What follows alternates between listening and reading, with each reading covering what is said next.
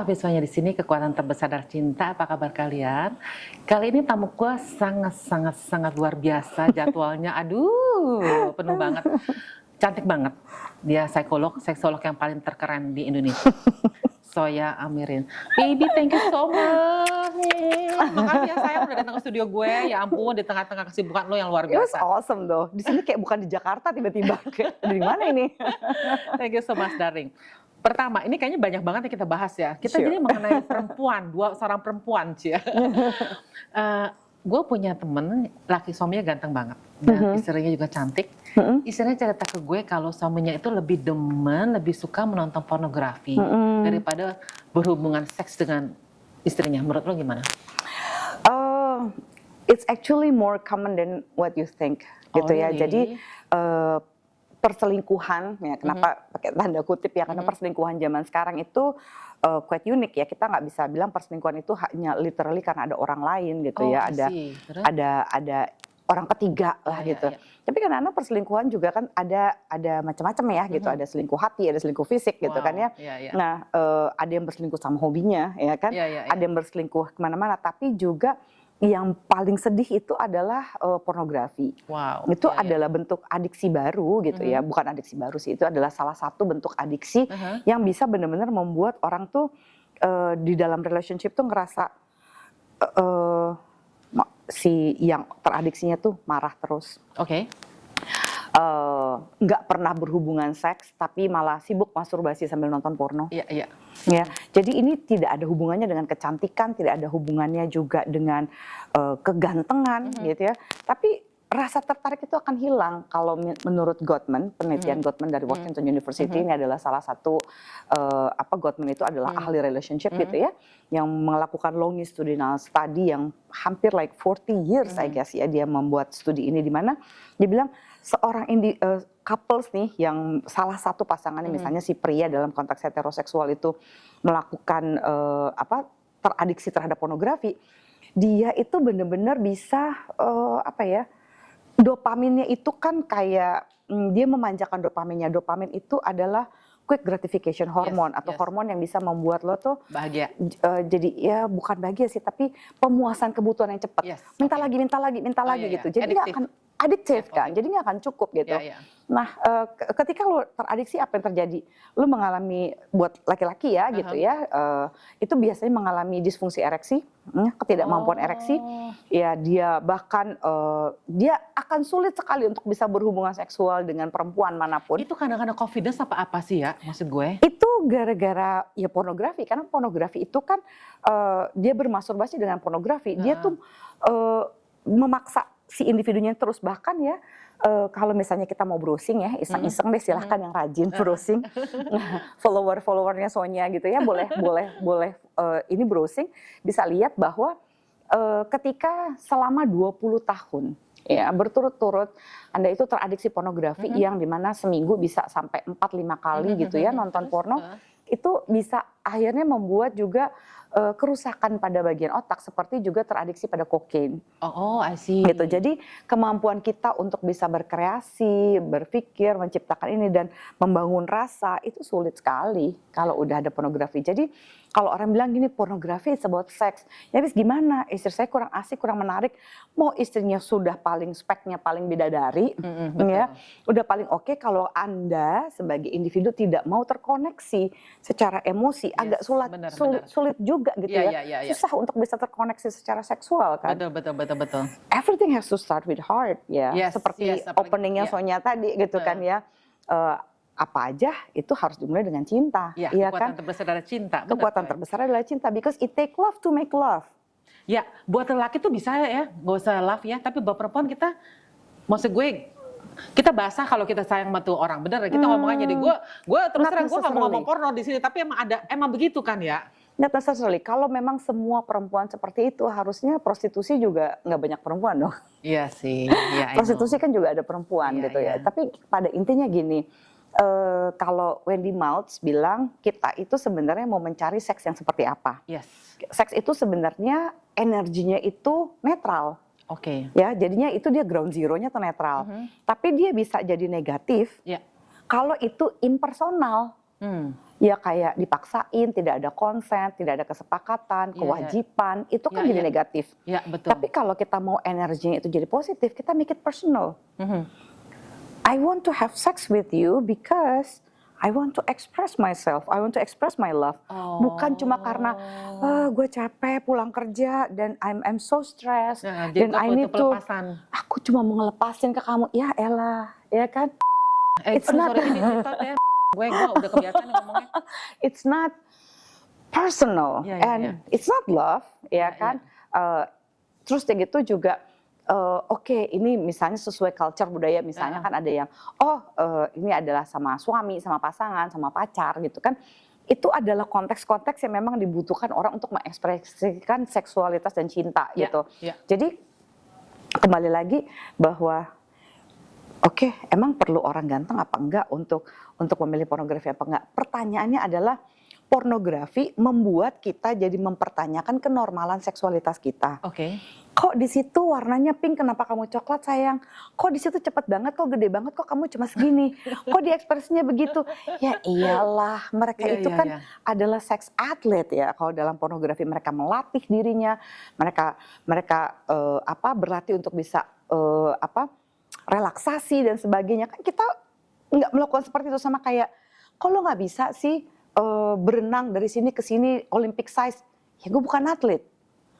Ketika kita mau mempraktekkan segala sesuatunya karena di film itu seems real dan kita mau praktekin kan jadi salah kaprah. Betul. Dan ekspektasi, sex expectation kita ketika menonton pornografi, menonton harusnya kalau misalnya mau menonton kayak apa ya, let's say you go to Amsterdam, lo ke red light area gitu ya, terus lo melihat di kaca-kaca gitu ya, banyak banget ya pertunjukan-pertunjukan itu. Or lo pergi ke Thailand gitu ada sex show. Bisa nggak nonton itu santai aja, jangan sampai yang kamu di rumah ntar begini ya. Hello, please don't do that. Jadi sebenarnya yang paling ideal baik laki-laki atau perempuan, gunakanlah perasaan. Betul. Kalau mau berhubungan seks, karena gini, kalau cuma berhubungan seks itu having sex. Tapi kalau making love berarti kan it take love. Sebaiknya keren. Dalam satu sesi lo berhubungan seks gitu, lo harus ada having sexnya, ya, tapi ada juga making love-nya. Foreplay-nya lama ya coy ya, harus lama kali ya coy ya. Kalau enggak kan maksud gue. Nah susah nih, lama sebentar relatif. Masa sih? Iya, lebih tepat adalah apa? Tepat sasaran. Kalau dia lama, dia kesana kemari, sesat di ranjang say. Capek, kayak kamu mau kemana? Kamu GPS yang G-spot positioning system kan repot ya. Kayak gila, kamu nyari apa di sana? Mau aku kasih petanya? Gue bingung ngenayanginnya bener. Maksud gue gini loh, something harus lu jangan di-plan lo, ngerti gak sih? Jadinya capek gitu ya. Lo mau having sex semua ditutupin, gue jadi grogi gak sih lo? Masa just came naturally gitu maksud gue. Sex actually ya selama gue menjadi seksolog ternyata gue mempelajari bahwa kan jadi seksolog dan psikolog berobat jalan ya, gue kebetulan ya followernya Sonya. So don't be surprised that gue juga baru ngeh selama proses pembelajaran ini bahwa sex not as natural as I think it is. Masa sih ya? Iya, jadi sebenarnya seks itu kita mesti memiliki skill. Untuk bisa bercinta, mengekspresikan cinta, kita mesti punya kesadaran diri, kita mesti mampu mencintai diri kita sendiri, dan kita mesti bisa respect. Gila, kita mesti benar-benar bisa menghargai batasan orang lain. I'm comfortable with this sexual act, I'm not comfortable with this. Lo harus punya kemampuan untuk menegosiasikan itu, batasan, boundaries. Without sexual boundaries, there is no way sex will be good. Ya, kita sama istri ini ya, maksudnya kita harus terbuka. Gue ngomong sama anak-anak gue gitu ya, 4 hal yang membuat perkawinan itu langgeng. 1 Tuhan ya, kedua yaitu financial stability, udah kita nggak usah munak. Ketiga communication, dan keempat seks. Jadi jangan orang tuh ngomong seks itu kayak nggak penting, makanya gue tuh gemes banget deh. Kayaknya tuh seks itu ditutupin, tapi semakin orang ditutupin semakin pengen tahu kan ya. Iya. Gue selalu ngomong dan siapa yang mau ngasih tahu? Yes. And then jadi gue ngerasa gini loh, kita sama partner kita terbuka soal Tuhan, terbuka soal financial stability. Kenapa lo nggak terbuka sama partner lo? Bagian-bagian mana sih yang membuat lo terangsang, istilahnya gitu kan? It's true. Namanya zona erotis ya kan. Yes. Dan maksud gue kenapa? Kita pengen di sini. Why don't you talk? Ngerti nggak? Ya kan? Karena banyak pasal-pasal yang gue tahu gitu ya. Aduh gue bosen nih. Posisinya begitu doang. pasti missionary, right? Iya. Ya, itu doang gitu. Gue juga mikir gini loh, kita berani bayar makanan, berani beli baju, tapi kita nggak berani beli lingerie. Nah itu maksud gue, kenapa enggak gitu kan? Karena satu itu bosan. Arya suami datang ya kita cuma pakai baju daster Bali yang udah. Tapi still ya, bukan berarti kita itu segitu amat melayani suami. Karena gini, hati-hati karena gue percaya pada cinta yang setara. Oke. Ya, artinya oke, aku mau beli lingerie begini untuk memuaskan suamiku. No, first of all, I want to wear lingerie because I feel sexy. Yes. You need dan body autonomy, ya kan? Jadi nggak bisa yang paling suka nggak fair gitu ya. Nih orang-orang biasanya suka menghujat aku sebagai feminazi, boleh sabar ya. I'm a feminist ya, because I believe in equality. I believe that everyone has a chance dan aku percaya bahwa laki-laki yang mencintai kita juga sebenarnya dirugikan sekali dengan patriarki gitu ya. Jadi kita akan lebih indah kok hidup tanpa patriarki gitu, yang kesetaraan gender termasuk juga kesetaraan cinta itu bukan berarti oh kalau lu setara lu angkat galon, aduh lu tahun berapa ya, yang angkat galon adalah yang kuat, oke? Soal bebersih di rumah apa segala macam itu adalah skill hidup, semua orang harus bisa bersih-bersih rumah, harus bisa masak, ya lu harus bisa bertahan hidup, udah deh jangan belaga gila deh gitu kan ya. But the thing is with having sex, like let's wear lingerie because you want it gitu ya. Ada salah satu ini produk lingerie yang saya suka yang lokal gitu ya. Itu saya suka sama Niplats gitu. Ini bukan promosi, ini benar-benar personal experience gitu ya. Memang aku kerjasama dengan brand ini mungkin bagi yang udah pernah follow Instagram aku ngeliat kayak gitu ya. Kenapa? Karena Niplats itu ada beberapa lingerie lain yang intinya adalah aku mau menjadi fantasi seksual laki-laki. Iya boleh. Ya kan sebagai feminis menurut gue aja, asal itu menjadi pilihan lu nggak apa-apa gitu ya. But yang aku suka Niplats itu mengatakannya gini, I want to accept my body. Wow, keren. I want to accept every single fat. Yes. Or tulang belulang karena kekurusan, ya kan payudara yang kayak telur ceplok katanya, sama termasuk payudara yang aduh pepaya banget nih gitu ya. Jadi kita kan punya sangat-sangat variasi ukuran gitu ya. Dan kita pengen pakai lingerie bukan yang akan bikin kita jadi feel gitu ya. We want to wear lingerie because we want to feel sexy in our size, in our own skin. Karena kalau kita nunggu langsing dulu, berat ideal dulu, capek ya coy. Bukan cuma capek, tapi kapan bahagianya? Ya betul. Like, nobody's perfect. Iya, nobody's perfect. Tapi juga bukan berarti, oh iya berarti lo setuju dong sama gendut dong, lo gini. Ya enggak, lo lakukan yang terbaik untuk kesehatan tubuh lo. Gitu ya. Jadi the idea of Niplats itu adalah comfortable in your own skin, be sexy gitu in your size. Ya, gue mau bahas mengenai feminin dan maskulin. Ini gue sering bahas banget di Instagram gue, di YouTube gue. Man itu harus to step into femininity ketika man step into his masculinity. Maksud gue gini, his masculinity has to become provider, jadi harus menjadi provider, protector, ngerti nggak? Jadi gini ya, dan ketika kita as woman, kita will do anything for our children kan.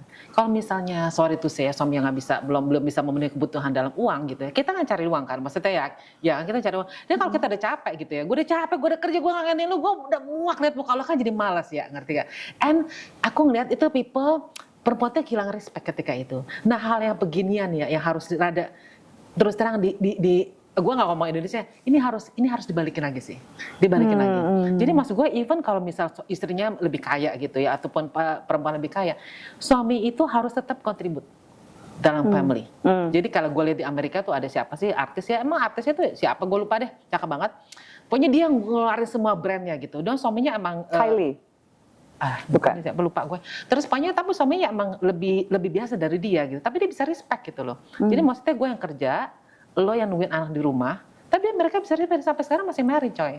Jadi maksudnya hal yang begitu ini harus di-discuss gitu ya. Dan banyak sekali gue lihat tuh, gue kemarin udah ngomong sama Jesse Lantan juga kan, ada satu grup kan perempuan-perempuan kumpul coy. Kumpul nangis. Laki gue nggak bisa ganti bohlam. Lo ngerti gak sih? Gue karena bohlam tuh udah lama mati, gue yang ganti. Itu kan, sorry, gue bukan yang ngomongin menjelekkan lelaki, no, maksudnya enggak ya, tapi maksudnya like, that kind of thing kan piss woman off, ngerti gak sih? Jadi maksud gue yang, woman has to step into femininity ketika man itu step into his masculinity. We have to be careful with that. Kalau menurut aku. Jadi gini, masculinity, femininity itu apa dulu, ya kan? Kalau kita ngelihatnya seperti itu, nanti kita bisa terjebak di budaya patriarki lagi, bahwa konsep bahwa laki-laki harus bisa benerin AC, laki-laki harus bisa pasang bohlam, harus bisa benerin genteng, dan harus ngerti listrik gitu. Itu juga jebakan Batman menurut aku. Seperti juga perempuan harus bisa masak, perempuan harus stay di rumah, perempuan harus itu adalah budaya patriarki menurut aku. I see. Jadi gini, kalau tadi ada yang sampai segitu keselnya sampai pasang bohlam, apakah itu adalah soal pasang bohlam? Karena kita bisa pakai tukang listrik, iya kan? Kalau misalnya kita expect bahwa ya enggak, biasanya bohlam ini kan begini, harusnya yang ganti si suami, or si suaminya gini. Udah deh, ntar aja aku pasang bohlamnya, tapi dia nggak menepati janjinya. It's different. Tapi kita tidak boleh berekspektasi bahwa kayak sini ada bercandaan gitu ya. Yang laki bilang gini, ya ampun Mbak Zoya, istriku bilang, yang tolong dong colokannya dong, colokin dong ini. Kenapa kamu nggak colokin sayang? Aku takut kesetrum. Loh, emangnya menurut kamu aku nggak bisa kesetrum? Iya. Dia bisa bilang gini kan, aduh gimana aku takut kesetrum.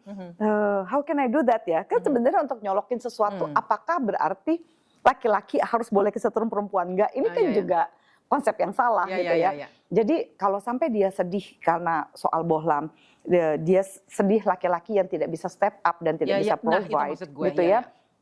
Nah, itu juga adalah hal-hal yang sebenarnya harus kita diskusikan mengenai ekspektasi. Ya jauh sebelum kita berbicara mengenai sex expectation atau sex expectation, kita juga mesti ngomong tentang boundaries kan. Kita juga mesti ngomong tentang expectation.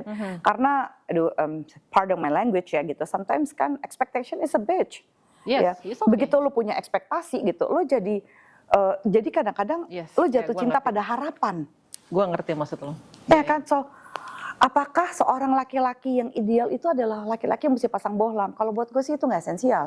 Gue mau panggil tukang aja deh gitu ya buat pasang bohlam. Tapi gitu, di idea bahwa udahlah sayang ntar aku aja yang pasang bohlam terus dia nggak melakukannya. Itu beda lagi ya? It piss me off. Yes. Jangan gitu dong yang. Ya, gue kan jadi nggak masang-masang ini kan. Maksudnya kalau lo nggak mau masang, gue bisa figure something out, bikinin orang masang. Tapi jangan janji-janji sampai ini jadi gelap terus. Story, it's really annoying.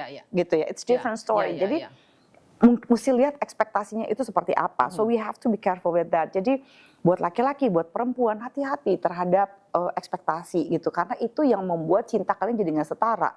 Begitu cinta nggak setara, lo jadi nggak happy. That's it. Yes. Gitu. Also, jadi apa nih harapannya bahwa sebagai laki-laki aku akan memprovide. Ya nggak apa-apa gitu. Tapi ini mungkin di film ya. Ada sih di kehidupan nyata. Cuma aku nggak bisa kasih contoh karena klien gitu ya. Tapi di film nih, Desperate Housewife. Iya, kan? Lynette kalau nggak salah ya pada waktu itu dia punya anak 4 kan. Yang gue pas nonton, oh my god, gue udah pusing aja. Gue punya anak 1 kayak mahal banget kuliahnya nih gitu kan ya. Terus dia punya anak 4, duh gimana ya ntar ke depannya. Tapi si suaminya tuh memang mau provide. Terus sampai satu hari si Lynette bilang gini, aduh gue tuh udah biasa, gue nggak bisa nih baju penuh muntahan bayi gitu ya. Betul. And dia satu kali exhausting karena dia benar-benar adalah wanita pekerja. Tapi ada juga perempuan, bukan berarti sebagai feminis gue percaya semua perempuan mesti bekerja, enggak ya. Semua perempuan harus punya kemandirian finansial. Meskipun lo ibu rumah tangga ataupun lo perempuan bekerja. Setuju banget. You just have to. Yes, setuju banget. Iya kan? Setuju banget. Gitu. Gimana caranya lo mengelola keuangan yang misalnya dipercayakan kepada kamu gitu oleh suamimu? Gue setuju banget. Iya, lo harus punya jaminan itu. As simple as that, ya kan? Nah, jadi si Lynette ini ketika dia lagi stres, dia cuma bilang gini, ya financially aman, dikasih sama suaminya oke gitu. Tapi dia ngerasa kayak, aku nih suka nih pakai jas, pakai ini karena dia kalau nggak salah lawyer gitu ya. Dan dia ngerasa, I miss that gitu. I miss my high heels instead of just Crocs gitu. Ini bukan produknya, karena produknya sih fine gitu ya. This is like, gue udah gak pernah pakai high heels lagi gitu ya. I miss my Louboutin instead of the Crocs that I always wear for comfortable reason, whatever is that. Kayak bukan jati dirinya dia lagi gitu ya. Sampai akhirnya dia ngobrol-ngobrol sama suaminya, dia ditawarin satu firma hukum yang cukup besar gitu di US. ya pada waktu itu ya namanya juga film. Terus suaminya bilang gini, oke kita hitung-hitungan gajinya gedean siapa? Terus? Wah gajinya bakal gedean kamu sih, kata suaminya gitu. Terus? Dan dia take a step untuk oke, anak-anak ada 4. Susah nih gitu ya, kan nggak kayak di sini ya, kan kita bisa pilih neni atau apa orang menjagain. Dia hanya gini, oke gini aja deh sampai kita menemukan orang yang cukup oke buat iniin, gue jadi ini deh stay home dad. Wow. Itu susah Di banget. Amerika pula. Banyak loh, tapi dibanding di sini lebih tetangga pada ngobrol kali. Maksud tetap gue. ini kan suburban, semua orang juga pada ribut gitu ya. Ini Amerikanya juga kan tetap itu tidak common, tidak biasa untuk seorang laki-laki tinggal di rumah. Nah dia tidak bisa menjadi provider. Berapa banyak sebenarnya mungkin penonton di penonton show-nya yang sebenarnya adalah breadwinner dan Anda perempuan, nggak apa-apa kan? Ya nggak apa-apa. Nah selama si laki-lakinya juga comfortable, dia jangan rese gitu, kayak terintimidasi sama perempuannya, terus annoyed gitu. Oh lu udah hebat ya, lu udah begini ya, ya jangan begitu dong. Iya kan? Karena bisa jadi yang jadi breadwinner gitu nggak selalu harus laki-lakinya, tapi bukan berarti dia kehilangan energi maskulinnya. Energi maskulin itu sebenarnya adalah energi untuk membuat keputusan, make a decision, untuk problem solving. Dan sebenarnya kita nih perempuan-perempuan bekerja ataupun ibu-ibu rumah tangga, ketika dia sedang menyelesaikan masalah segala macam, dia menggunakan masculine energy. Sementara feminine energy adalah expressing emotion. Jadi sebenarnya baik laki-laki ataupun perempuan kita mesti balance nih energi-energi ini gitu ya, namanya juga energi kan. Seperti hukum kekekalan energi bahwa energi itu tidak bisa dibuat atau dihilangkan, tapi hanya bisa dirubah bentuk. So kalau misalnya kita ngukur-ngukur lah gitu ya, misalnya kalau ini pembelajaran aku pribadi kayak I'm a working woman gitu ya. Aku selalu pengen kuliah, belajar gitu ya, S2, bahkan masih mimpi S3, entahlah kalau otak ini masih mampu gitu kan ya, I don't know gitu. Terus kalau kita pulang, aku ngomong sama anjingku aja, hi baby, hi Marvel, how are you? Kita berubah suara sama anak, yang kamu ngapain hari ini kuliahnya apa aja gini, oh gitu. Tapi sama suami, kita ngomong kayak kita ngomong sama klien, ya nggak bisa lah. Iya betul. Correct. Kita mesti ngerubah topik kita ngomong sama anak beda, ngomong sama suami, tone-nya jangan ngomong sama kayak kolega di kantor. Iya. That we need to switch the energy around our house. Then it's our responsibility. If you are a woman and if you are a man, this is your responsibility. If you man, you feel like I feel like I'm meskipun istriku gajinya gede, aku tetap mau kasih duit ke dia. Nah itu. Karena I want to responsible gitu. Gue mau kasih ya uang jajannya dia aja, dia mau pakai, dia mau tabung, dia mau apa. Tapi aku mau memberikan bagianku ini ke dia, gitu kan ya. Karena kadang-kadang uang juga kadang-kadang soal cinta kan. Betul lah. Kalau lu ngasihnya 10 juta ke nyokap lu ngasih cuma 7 juta ke gue, kayaknya lu bisa sayang sama nyokap lu. Drama-drama itu kan ada gitu. Itu kan kembali lagi pada, sebenarnya seberapa sih aku mau memberikan ini kepada pasanganku dan seberapa terbukanya kita secara finansial gitu ya. Jadi kesedihan perempuan-perempuan itu bisa aku validasi. Karena ada ekspektasi bahwa peran-peran maskulin itu seperti ini, peran-peran feminin seperti ini. Sebenarnya intinya kan adalah how you want to be protected by your husband, how you want to be loved, gitu ya, how you want to be happy together. Karena kita juga ujung-ujungnya misalnya salah satunya ya, walaupun ini masih pseudo science, tapi salah satunya adalah love language. Totally agree. Ya, gue sekarang mau jam itu menopause ya. Enggak, maksudnya ini keren nih soalnya. Ya, perempuan kalau mau menopause kok dia lebih kering ya. Maksud gue karena hormonnya kan udah berkurang kan. By the way kalau dibilang kering vagina ya. Kering confused with other things. Dan mereka kan pasti kalau berhubungan sama laki kan sakit kan ya. Jadi maksudnya kita tadi ngomongin ada beberapa gel gitu. Kalau gue suka silikon karena silikon menurut gue it works for you ya. Tapi maksud gue ada orang yang suka water karena maksud gue water based or oil based. Nah, gue pengen tahu itu apa bedanya karena menurut dokter kandungan gue kalau water based itu cepat hilang gitu loh. Nah itu. Terus lo harus kasih tahu lubrikan itu lo taruh di mana? Oke, jadi gini, kalau soal lubrikan, sebenarnya siapa aja sih yang butuh lubrikan gitu ya? Pertama mungkin lubrikan itu ada beberapa macam gitu ya. Yang paling common adalah water base. Water base itu yang paling sering dipakai juga misalnya di klinik kan sama dokter kandungan apa segala macam gitu ya, untuk misalnya periksa pap smear gitu ya, USG dalam gitu, atau untuk misalnya dia pakai spekulum gitu ya, yang kayak cocor bebek tuh untuk ngebuka vagina dan sebagainya. Itu pasti gitu ya, mesti melakukan itu. Itu water base itu relatif aman kalau mau dipakai sama kondom. Jadi misalnya udah pakai kondom terus kita mau tambahin lagi itu oke. Tapi kondom itu tidak boleh dipakai berbarengan dengan silikon atau misalnya oil base gitu ya, hati-hati. Oil base agak jarang sih, tapi ya ini sekali lagi ya, in case of emergency, hanya emergency aja ya. Kalau misalnya di rumah adanya cuma virgin coconut oil ya, VCO, atau misalnya olive oil, itu bisa banget dipakai. Masa sih ya? Nggak bakal bereaksi tuh? Enggak. Lu taruh di mana sih? Di vagina apa di penisnya sih? Itu idealnya sih taruh relatif lebih banyak di penisnya, di ujung kepala penisnya sama di liang vaginanya. Jadi kan ada vulva kan begini ya bentuknya gitu. Terus atas tuh klitoris, di tengah itu ada saluran kencing, lalu di bawahnya ada vagina. Jadi di sekeliling vagina gitu. Tapi paling efektif sih sebenarnya di kepala penisnya. Oh, I see. It more work that way gitu. Nah, tapi gini, hati-hati karena kita kalau mau mencoba si gel ini, kita itu sama kayak mau nyoba make up skincare. Karena ada alerginya juga kan gitu. Jadi kalau ada testernya lo boleh coba, cuma banyak orang yang tengsin kan.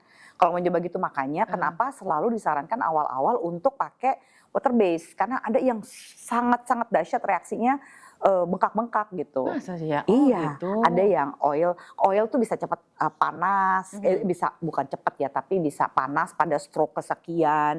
Tapi ada juga yang baik-baik aja. Jadi kita benar-benar memang mesti kenal tubuh kita sih. Oh gitu, jadi tergantung kayak makeup aja ya, cocok yang Kayak mana makeup, gitu. cocok sama yang gimana gitu. Nah kalau misalnya yang memang silikon base itu relatif lebih sering dipakai sama mereka yang sudah menopause atau sedang dimenopauskan karena kanker. Oh, I see. Gitu. Jadi misalnya ada kanker rahim kan mereka harus dimenopauskan gitu ya. Jadi ya itu kompleksitasnya lah.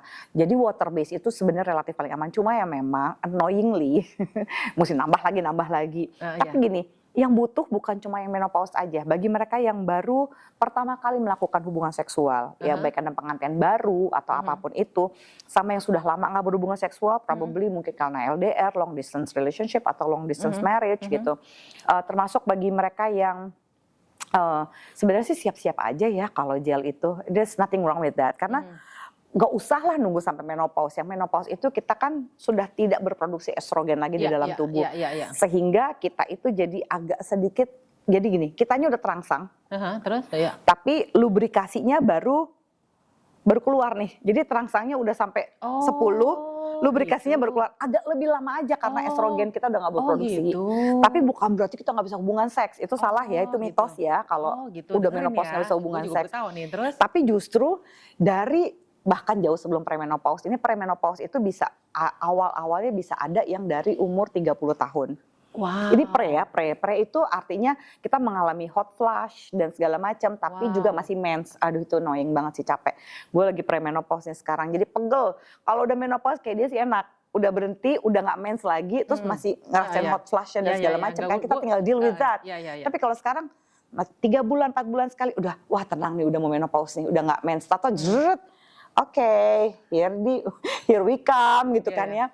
Nah jadi mereka-mereka yang memasuki masa premenopause, kalau masih punya pasangan, biasakanlah untuk at least berhubungan seks seminggu sekali. Ya udah mentok 2 minggu sekali. Karena a good sex, nah betul, in loving relationship, in marriage relationship, ya ini akan sangat membantu kita para perempuan untuk bisa survive pada masa menopause.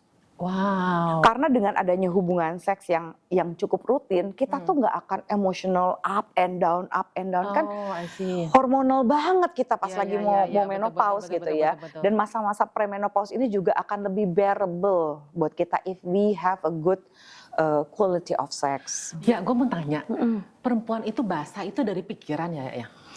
Jadi gini.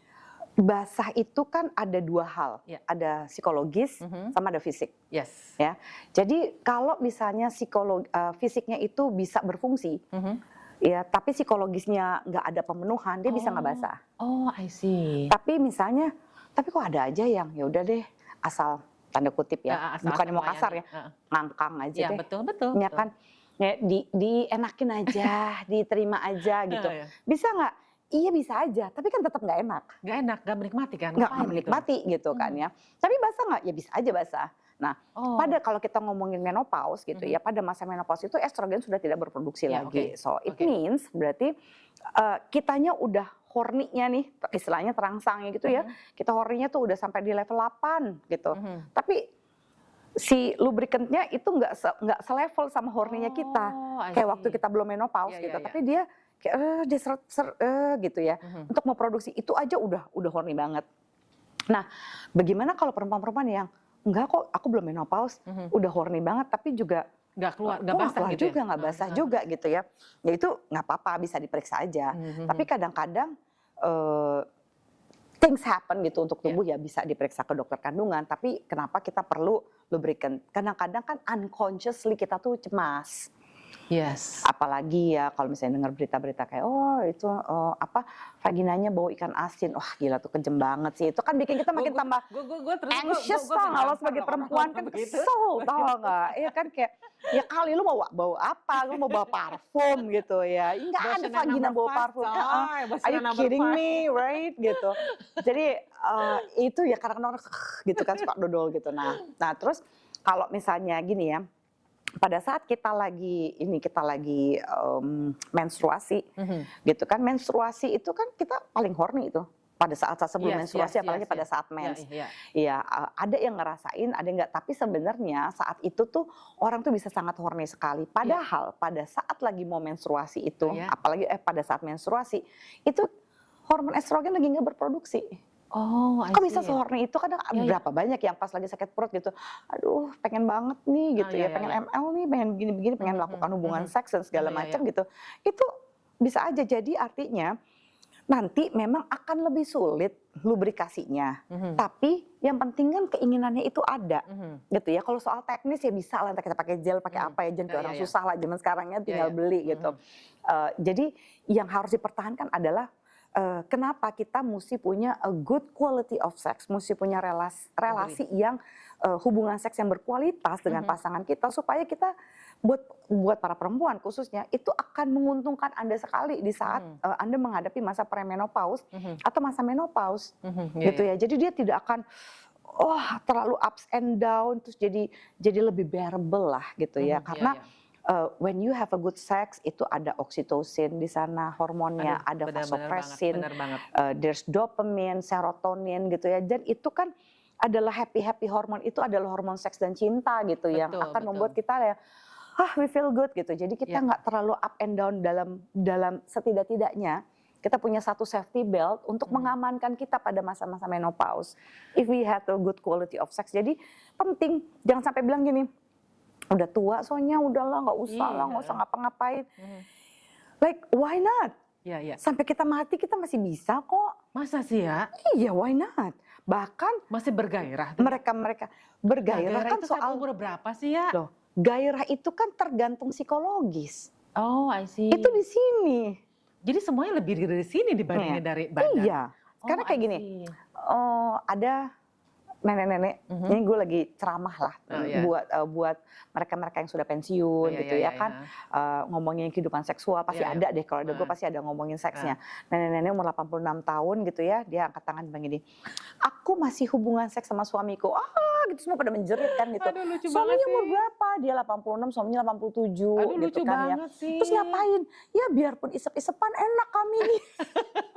Ketawa, tapi dia bener-bener ngomongnya santai tapi gitu. lucu kan, maksudnya aku happy gitu. Right? Terus orang-orang yang masih muda-muda itu kan yang ada di situ sampai pada malu gitu ya. Pada malu kan tuh. Makanya. Emang harus sampai kayak sekarang heboh begini kontrol apa enggak lah gitu kan, enggak kayak begitu.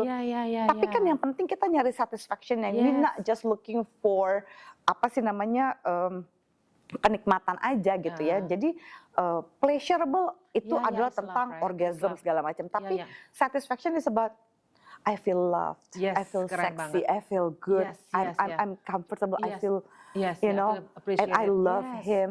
yes, This is a yes, yes. sexual expression gitu kan ya. And I love being sexy, being Ya, ya. wanted, Ya, ya, you ya. know, being loved, Ya, ya. gitu. Tapi kalau misalnya kita cuma ngomong pleasure, oh how many time you have orgasm? Ya, ya, ya. Oke, gitu ya. But tujuan seks itu apa sih?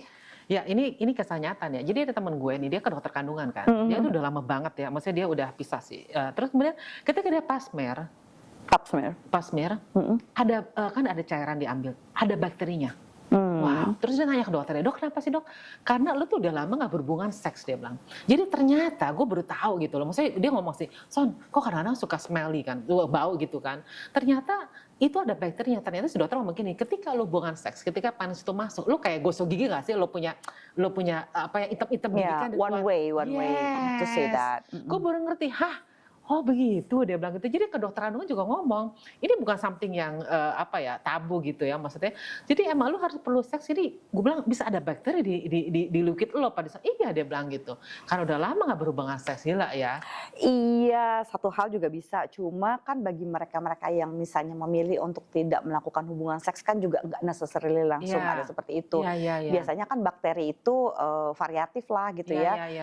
Ketahanan tubuhnya dia itu juga mempengaruhi gitu ya. Jadi bukan berarti bahwa lo harus berhubungan seks supaya bisa selalu sehat, enggak. Tapi berhubungan seks itu benar-benar banyak manfaatnya gitu ya. Tapi kalau misalnya lo mau memilih celibacy gitu kayaknya, enggak, I just don't want to have sex anymore. Ya nggak apa-apa, tapi harus tetap sering-sering periksa gitu aja kan. Jadi kita memang mesti menjaga, karena kan kalau bakteri udah pasti ada dong bakteri di vagina, kan ada bakteri baik, bakteri buruk gitu. Nah sekarang masalahnya apakah selalu karena hubungan seks? Bisa iya, bisa enggak gitu. Tapi let's have a good quality of sex, why not? Iya betul. Ya gimana untuk menjaga, lu bilang good quality of sex. Gimana ya? Apa yang perempuannya harus dress up like apa gitu maksud gue supaya lakinya lebih suka, ngerti gak sih? Oke. Good quality of sex itu nggak cuma melayani laki-laki gitu ya, tapi good quality of sex itu adalah tentang bagaimana, kalau menurut Barry McCarthy itu bagaimana tentang good enough sex itu dua-duanya ketemu di tengah. Wow, iya. Ya, jadi kalau misalnya, aduh, gue pengen minta seminggu 3 kali. Oh, kalau gue maunya seminggu sekali, ya ketemu di tengah dong seminggu 2 kali. Oke. Ya kan? Hubungan seks dengan, aduh, aku preference-nya, aku lebih suka doggy style. Oh, aku sukanya misalnya woman on top. Ya udah, sekarang gue kasih lo doggy style, abis itu lo kasih gue woman on top ya. Oh, gitu. Kenapa nggak begitu gitu? Tapi jangan cuma kayak pakai lingerie ini buat laki. Kita bukan mau melayani laki-laki, tapi kita mau menikmati hubungan seks itu bersama dengan laki-laki pasangan kita. Berarti dua-duanya dong ya? Dua-duanya. Ya keren banget loh. Ya kan rugi kalau misalnya, oke, udah pakai baju seksi, kalau misalnya si laki-lakinya juga nggak mau usaha, nggak mau mencari tahu, nggak mau melihat atau berusaha untuk jatuh cinta lagi sama pasangannya, nggak mau melihat mau melihat kelebihan pasangannya, cuma mau ngelihat salahnya doang, jeleknya doang, pasti nemu aja, ya kan? Betul. Kita nyari sampah dapat sampah, betul. Tapi kalau misalnya, this is what I love about her. You know? Wow. Itu kan juga akan membuat lebih sustainable dong. Iya. Kitanya juga dalam jangka panjang. Kalau misalnya cuma satu orang yang inisiatif, satu orang yang lain burn out. Capek. Nanti ada satu titik di mana lakinya lagi makan kerupuk aja, lo udah gue layanin tiap hari, masih nggak begini, kan ribut. Gitu. Jadi dua-duanya mesti put effort dong. Iya. Dan bukan 50-50 ya. Kalau dalam rumah tangga, apalagi urusan seksual, itu harus 100%. Wow. You cannot do 50-50, nggak bisa doing setengah-setengah.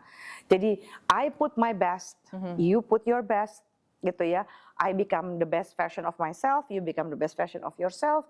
Dan we are responsible ya to feeling turn on to each other. Wow. Itu aku bertanggung jawab untuk bisa, aku bertanggung jawab untuk bisa bergairah sama kamu gitu. I need to figure it out. Aku mesti tahu tubuhku, seksualitasku, aku tahu zona erotisku, aku tahu apa yang bisa bikin aku turn on, what make me thick, ya kan, apa yang bisa bikin aku suka gaya yang seperti apa. Aku komunikasikan sama kamu, karena gini, yang punya vagina gua, dia mana ngerti gimana caranya muasin gue. Dia punya penis, gua nggak punya penis. Gimana ya? We have to communicate. Oh, I like to be touched like this. I would love to do this, gitu. I want to be caressing in this way. Please give me softly. This is doing a little bit hard in this, gitu. We have to let them know. Kita mesti kasih body sexual mapping kita. Nah, itu tidak akan terjadi kalau kita nggak pernah explore. Yes, ya itu banyak kejadian nggak sih? Maksudnya kalau, sorry itu saya, maksudnya kayak perempuan main gila dengan lelaki lain atau lelaki main gila dengan perempuan lain itu seks, maksudnya itu salah satu penyebabnya pasti seks nggak puas gitu ya? Nggak selalu. Gitu kalau menurut penelitiannya Tammy Nelson gitu ya, kebanyakan ini cenderung ya oknum laki-laki itu relatif lebih sering cepat mencari relatif lebih cepat berselingkuh ketika seksnya nggak puas. Kalau perempuan relatif lebih sering seksnya nggak puas dia masih tahan dikit, tapi begitu romantically dia juga nggak mendapatkan afirmasi cinta, dia cepet tuh itu untuk selingkuh kalau udah dua-duanya nggak dapet. Tapi ini sekali lagi ini penelitiannya Tammy Nelson yang cukup menarik juga. Tapi kalau kita mau baca bukunya Esther Perel ya, Rethinking Infidelity, dia bilang bahwa karena ekspektasi sebenarnya membuat orang berselingkuh baik laki-laki ataupun perempuan. Jadi not just because of sex aja gitu ya, tapi bisa jadi kayak gini. Orang-orang yang cenderung lebih bisa jadi beberapa versi dari dirinya di satu orang ini cenderung lebih bertahan dibandingkan orang-orang yang gue adalah istri yang bertanggung jawab, yang dedicated. Enggak juga sih, tapi kayak saya adalah ibu yang bertanggung jawab. Sementara si laki-lakinya juga gitu, saya adalah ayah bertanggung jawab apa segala macam, tapi nggak pernah bersenang-senang. Jadi nggak bisa nih sekarang, misalnya ya laki-laki bilang gini, kenapa sih istri saya selingkuh Mbak Zoya? Saya nggak main perempuan, saya nggak berjudi, gitu kan ya. Terus saya nggak main perempuan, saya nggak berjudi, apalagi tuh saya nggak KDRT gitu. Apalagi sih yang mau dibutuhin dari saya juga memberi nafkah. Ya, saya nggak bilang perselingkuhan boleh. Of course enggak. Tapi gitu. Terus karena kamu melakukan semua itu, apakah udah berarti relationship-nya nggak toxic? Kan berarti juga oke, gue cari nafkah ya, gue biayain, gue ini. Tapi yang lain-lain nggak ada koneksinya, nggak ada koneksi emosi, tidak hangat, tidak melakukan apa-apa. Itu kan juga toxic dong. Betul. Ya ini crazy sih. Ini ada cerita bener, tapi nggak apa-apa gue buka di sini. Jadi tuh temen gue cerita, dia kan di negara mana gitu, diajak sama temennya. Ini seriusnya. Terus dia ke satu, itu namanya sex party kali ya, di mana lu changing partner gitu ya. Tapi mereka suami istri itu, ini suami istri udah setuju, lo ngerti nggak? Jadi datang ke tempat. Ada consent ya? Iya gila ya, maksud gue. Ini dia bilang, temen gue bilang gini, dia bilang, gue diajak sama temen gue nih satu couple, yuk kita pergi ke party. Ternyata sex party mereka changing partner di situ, tapi pas pulang biasa aja. Jadi mereka changing, terus pas pulang ya mereka yang istrinya ngelain anak lagi. Jadi it just ya kayak mereka deal gitu loh sama istri. Menurut lu gimana ya? Itu adalah komitmen menurut aku. Jadi setiap orang itu kita mesti tidak boleh mengasumsikan komitmen. No judgment. Iya, jadi artinya gini, komitmen itu ada 3 macam komitmen ya. Casual, komitmen, semi casual atau semi eksklusif dan eksklusif gitu ya. Kalau yang casual komitmen itu apa? Casual komitmen itu adalah yang one night stand. Ya, sex buddy sama friends with benefit. Itu casual commitment. Komitmen gue untuk berhubungan seks sama lo malam ini karena I'm attracted to you sexually and I just wanna have sex and that's it. No string attached. Yang kedua adalah kayaknya enak nih kita bisa ketemu hanya untuk seks doang ya. Jadilah sex buddy atau sorry ya, fuck buddy ya. Fubu gitu ya. Nah, terus yang ketiga adalah FWB atau friends with benefit, di mana gue nongkrong di komunitas ini, kita teman kerja, teman apa gitu ya. Yang kita juga nongkrong, hangout, bergaul, tapi kita juga ada seksnya, tapi kita tidak eksklusif, hanya sama kamu aja. Lalu ada yang semi itu ada open relationship, open marriage, open monogami, gitu ya. Itu ada di situ semua tuh. Jadi yang semi ini bisa jadi salah satunya adalah misalnya swapping, ya, swapping itu atau swinger gitu ya, di mana dia bertukar pasangan, di mana ini ada dua, ini konteks heteroseksual, sekali lagi ini suami istri, aku tidur sama suamimu, kamu tidur sama istriku gitu ya, karena kita berdua cocok. Atau sex party seperti ini kan consent ya, harus atas persetujuan bersama. Gitu. Jadi ada swapping atau threesome misalnya, melakukan hubungan seks bertiga, atau ada yang mencari unicorn partner gitu, di mana kalau misalnya kita lihat di Tinder, di merah ataupun plat kuning gitu Iya, ya, aplikasi Kencan itu di situ kan kita bisa ngelihat bahwa ada pasangan, kok pasangan mau nyari siapa nih gitu ya. Nah kalau I kita lihat see. aplikasi itu mereka tuh mencari unicorn partner, biasanya mereka mencari pacar. Pacarnya ini adalah individu yang biseksual biasanya, yang oke untuk pacar si laki atau untuk si perempuan. Bisa I laki-laki see. atau bisa perempuan biasanya gitu. Jadi Gitu. ada aja yang wah kalau laki-laki kan egonya tinggi, nggak juga, ada juga laki-laki yang cukup menikmati gitu sama bisexual partner, demikian juga ada yang perempuan dan bisexual gitu yang ya tergantunglah preferensi masing-masing gitu. Nah yang terakhir itu adalah eksklusif, itu ada 3 sebenarnya. Satu monogami ya, eksklusif antara kamu sama aku sama kamu aja gitu ya. Yang kedua adalah poligami. Poligami itu ada poligini dan poliandri. Poligini itu satu suami yang memiliki banyak istri, poliandri itu satu istri memiliki banyak suami, dan ada poliamori. Poliamori itu memiliki hubungan seksual dengan 2 atau 3 orang pada waktu yang bersamaan. Jadi aku suka ketawa nih sama orang Indonesia, sorry to say ya. Ada beberapa influencer gitu yang gini, aku nih poli. Poli apa? Polip. Poli itu lu punya 2-3 pasangan pada waktu bersamaan. Jadi kalau lo mau open relationship, itu artinya ini sama si partner ini kita faithfully, setia, satu gitu ya. Sementara di luar itu kita bisa punya consent untuk it's okay kalau pasangan kita itu mau sama yang lain juga. Wow, iya. Gitu. Jadi kalau misalnya kok bisa sih mereka pergi sex party? Ada orang yang gue lebih bearable, kita pergi berdua, menikmati berdua dengan persetujuan yang penting ya. Iya, persetujuan. Dengan persetujuan gitu. Mungkin banyak yang bisa ketika gue ngomong gini, wah gila lu terlalu liberal. Bukan gitu.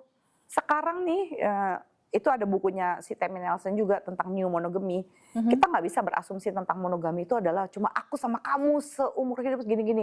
Kalau ada orang yang nyaman dengan perjanjian-perjanjian itu, so be it. Cuma please be considerate about your partner feelings. Bukan berarti karena gini ya, menjadi open relationship atau sex party kayak begini tidak semerta-merta membuat kamu lebih setia. Faithfulness, ya baik itu casual, semi casual ataupun eksklusif atau semi eksklusif, itu adalah tentang respecting boundaries. Jadi kalau ada klien datang gitu ke konseling gue terus bilang, Mbak Zoya, dia udah selingkuh nih istri saya, suami saya juga udah selingkuh, kita mau open marriage aja deh. Saya bilang gini, kalian nggak bisa menghormati boundaries, kenapa tiba-tiba malah mau dilanggar gini? Untuk orang-orang yang mau open marriage, open relationship, open monogami adalah orang-orang yang menghargai boundaries. Nggak selingkuh, terus begitu jadi disahin begitu aja. Karena gini, ini ada pagar nih setinggi-tinggi istana Buckingham, ya. Terus begitu gerbang utamanya dibuka lebar-lebar, kan masih ada orang yang manjat. Iya. Jadi bukan berarti ketika open relationship lu jadi nggak selingkuh. Selingkuh, orang mah kalau niat selingkuh apa juga diselingkuhin. Makanya kita mesti tahu diri kita. Marriage itu tidak untuk semua orang. Monogami juga tidak untuk semua orang. Iya. Jadi kalau memang nggak bisa, jangan munak deh dari awal. Iya, betul. Bukan, Seriously. betul. Bukan, karena marriage itu is not only a paper, right? Iya, it's not only a paper, it's more than that. Saya ini kalau bercandaan kan ada beberapa yang, Mbak Zoya saya pokoknya mau cari istri yang soleh, yang begini, buat jadi ibunya anak-anak. Pak, boleh nyari istri soleh, tapi kenapa nggak yang soleh hot juga sih? Iya. Yang hot juga dong. Iya, yang seksi gitu. Kenapa cuma yang soleh kalau bisa yang soleh hot? Iya. Seriously. Iya loh, keren loh ya. Gue baru tahu ada buku ini, demen deh. Kita harus buat sesi kedua nih. Right? Iya, keren banget. Guys, keren ya si Zoya Amirin. Pokoknya ini, klinik lo di mana sih? Ada 2 klinik aku, tapi yang satu masih lagi dibangun, JP Wellness. Tapi yang sekarang yang masih aktif dan bisa dibuka pada hari kerja ya Senin sampai Sabtu itu di H Klinik, Jalan Lauser, Jalan Gunung Lauser nomor 70D. Itu di belakang Rumah Sakit Pertamina, di belakangnya RSPP Jakarta ya. Jadi kalau ada masalah-masalah dalam seksual, dalam perkawinan ataupun apapun, atau sebelum dapat masalah, misalnya persiapan pranikah, atau misalnya Mbak kita pengen dong hidup kita tuh lebih bervariasi seksualnya. Kita belum ada masalah nih, tapi we want to figure out something, let me help you. Oke. Jadi guys, keren ya. Saya Amir, gila lo, gue keren banget. Jadi Thank you, kalau Sonia. misalnya ada pertanyaan-pertanyaan mengenai seksual, lo gak usah malu. Itu sangat normal ya. Iya. Jadi maksudnya seks itu sangat normal. Tanya Jadi, aja daripada tanya sesat di aja, ranjang ya. Betul, daripada sesat di ranjang, lebih susah lagi coy. Iya, lebih susah lagi. Iya, iya. Bisa ke kliniknya saya Amirin. Thank you so much guys for listening to our podcast malam ini. Bye, I love you. Habis saya di sini kekuatan terbesar adalah cinta. Bye bye. Bye.